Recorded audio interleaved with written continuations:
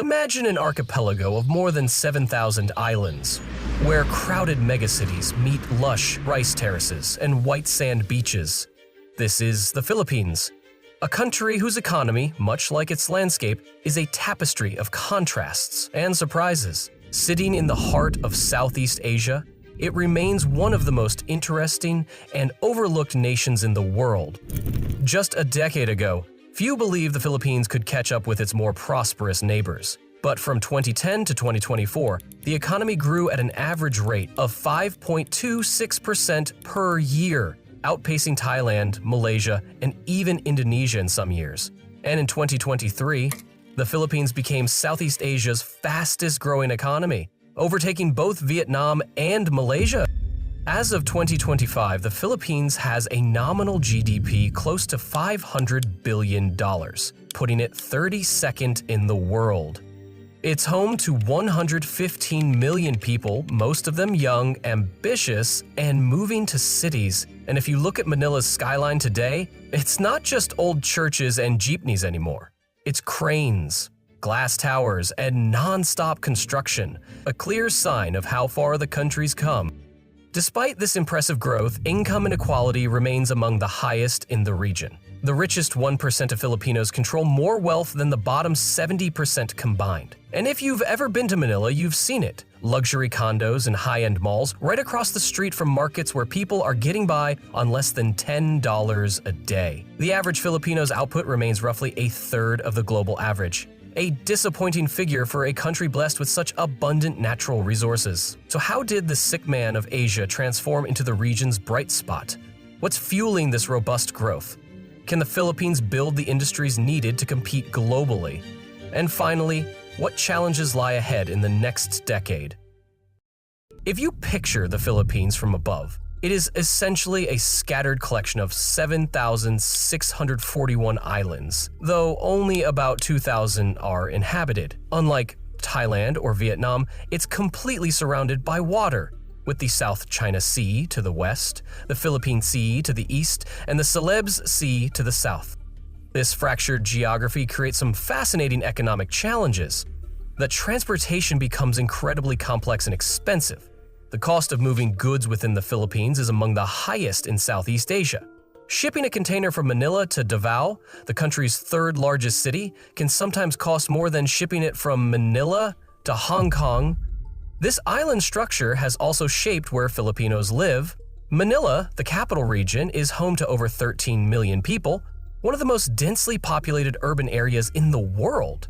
Meanwhile, some islands remain sparsely populated, with limited infrastructure connecting them to the economic mainstream.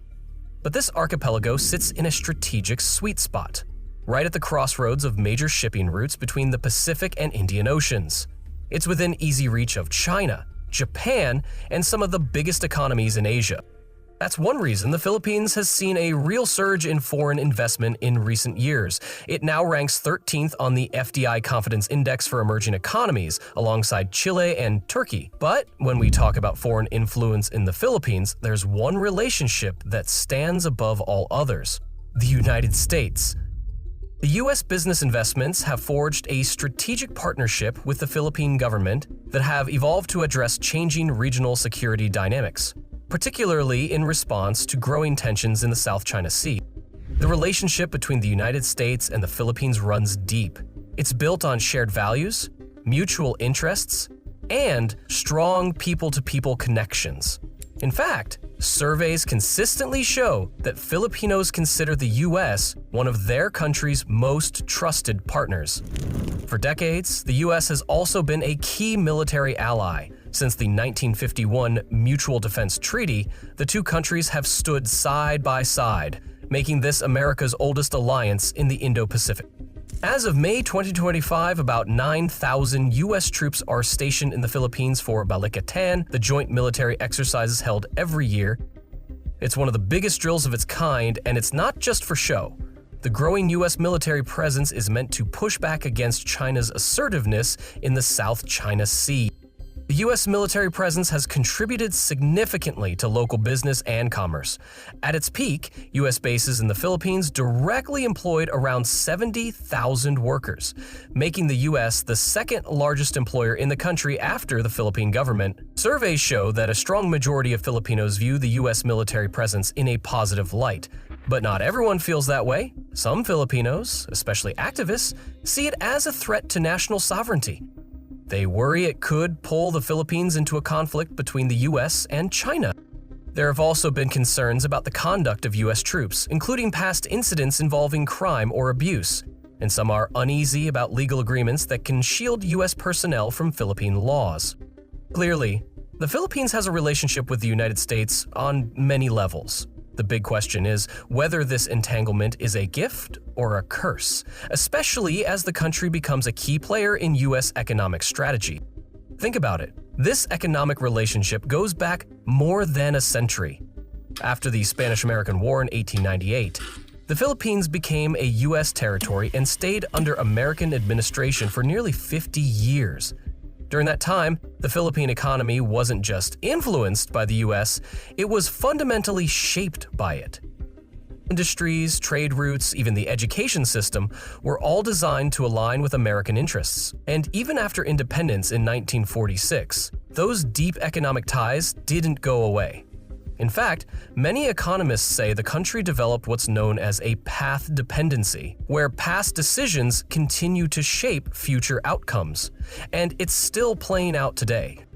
Between 2013 and 2024, the U.S. was the fifth largest source of approved foreign investment in the Philippines, with around $3.6 billion coming in. That's about 7% of all foreign investment. But more importantly, in 2024, the U.S. remained the top destination for Philippine exports, buying up 16.6% of everything the country sold abroad. It's worth over $12 billion.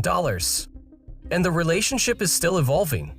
Japan, the U.S., and the Philippines recently announced the Luzon Economic Corridor, the first major infrastructure partnership of its kind in the Indo-Pacific. The goal, to connect Subic Bay, Clark, Manila, and Batangas with coordinated investments in roads, ports, clean energy, and even semiconductor supply chains. Today, the Philippines is becoming Asia's economic bright spot, competing vigorously with its regional rivals. It has finally shed its "sick man of Asia" reputation, a label acquired during the economic collapse towards the end of the Ferdinand Marcos regime in the mid-1980s. What many people don't realize is that the Philippines wasn't always lagging behind. In the early 1950s, the Philippines was actually among the richest and most advanced countries in Asia, second only to Japan in per capita income. Manila was a sophisticated commercial hub with infrastructure that was the envy of the region. However, between the 1970s and 1980s, especially during the dictatorship of Ferdinand Marcos, the country experienced widespread corruption, cronyism, and catastrophic mismanagement of the economy. While its neighbors, the so-called Asian tigers of Singapore, Hong Kong, Taiwan, and South Korea, raced ahead with rapid industrialization and export-driven growth, the Philippines stagnated. As neighbors built world-class manufacturing bases and international brands, the Philippines struggled with inefficient political and economic systems, accumulated massive external debt, and endured recurring economic crises. For many ordinary Filipinos, this meant not just stagnation, but an actual decline in living standards. The turning point came with the People Power Revolution in 1986. Although economic recovery was slow and uneven at first, by the 2010s, the Philippines had gained enough momentum to earn a new nickname: Asia's Rising Tiger. Economic reforms took hold, governance improved, and growth accelerated to levels that caught the world's attention. So, how did the Philippines transform from the sick man of Asia into one of the region's most dynamic economies? From 2010 to 2024, the Philippines achieved impressive economic growth, averaging over 5.5% annually, an impressive streak that continued through global financial turbulence and COVID. GDP per capita more than doubled from $2,400 in 2010 to over $4,300 in 2025. Poverty rates declined from 23.5% in 2015 to under 17% today. What's remarkable is how the Philippines achieved this growth. While its neighbors built their economies around manufacturing exports, the Philippines found a different path, one based on people, services, and domestic consumption. Walk through hospitals in Saudi Arabia, board luxury cruise ships, or visit homes in Hong Kong, and you'll find Filipinos everywhere. The country has exported its most valuable resource, its people.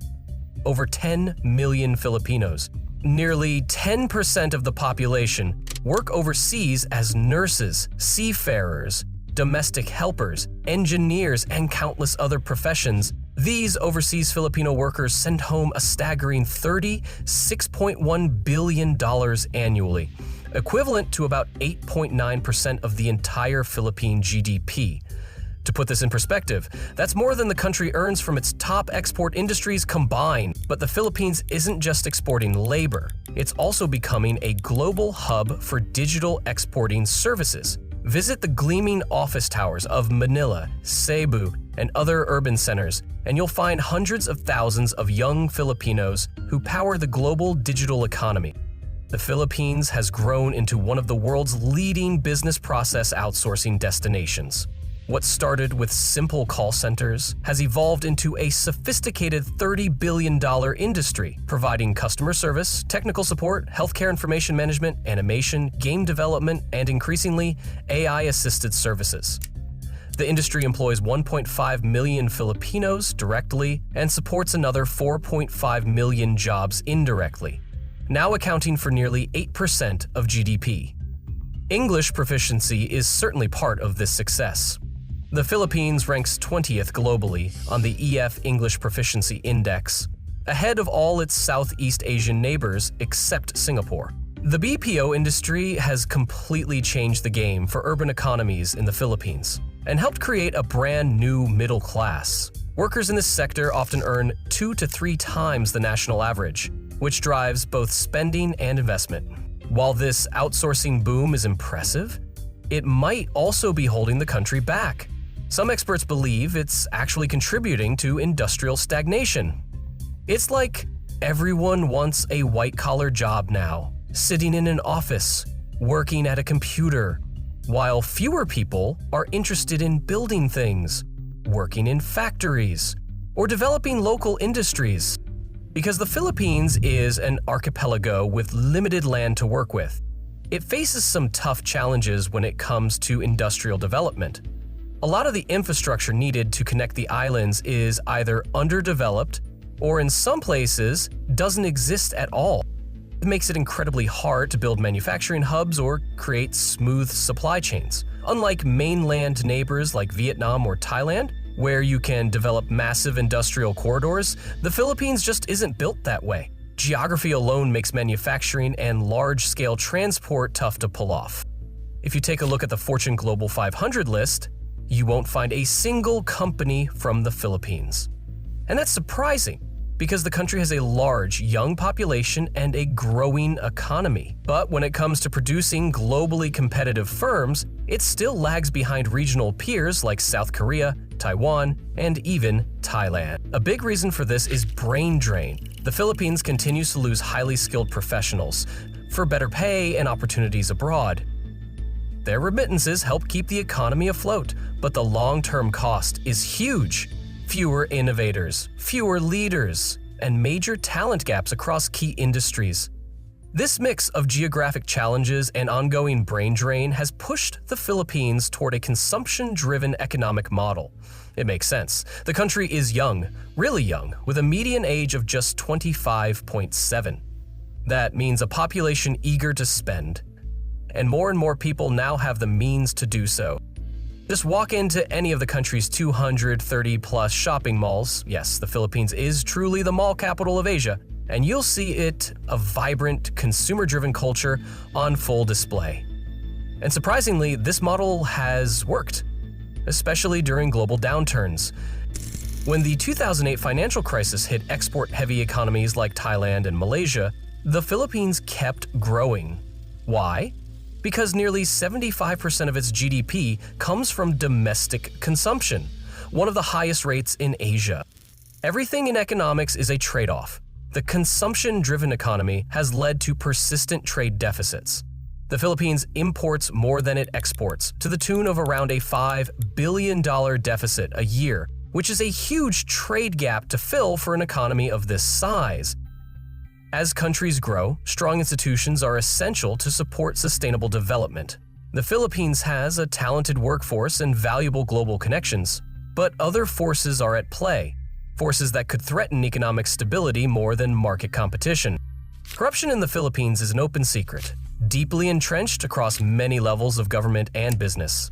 The country ranks 114th out of 180 in Transparency International's Corruption Perceptions Index, significantly below the regional average. From misuse of public funds to old-fashioned kickbacks and bribes, corruption makes domestic industries and local businesses less likely to receive support. This is especially damaging in a country where public trust in government is already fragile. The Philippines also ranks 95th in the World Bank's Ease of Doing Business Index. Starting a business here can test even the most determined entrepreneur's patience. If the Philippines can get corruption under control, its natural resources could help drive real inclusive development, but only if backed by serious reforms in governance. The decision lies with the Filipino people and their leaders. But what's at stake reaches far beyond the country's 7,641 islands. In a world hungry for sustainable growth models, what happens here will be watched closely. After all, the Philippines has already surprised the world once, rising from the sick man of Asia to one of Southeast Asia's most dynamic economies. The next transformation, toward truly shared prosperity, could be even more powerful.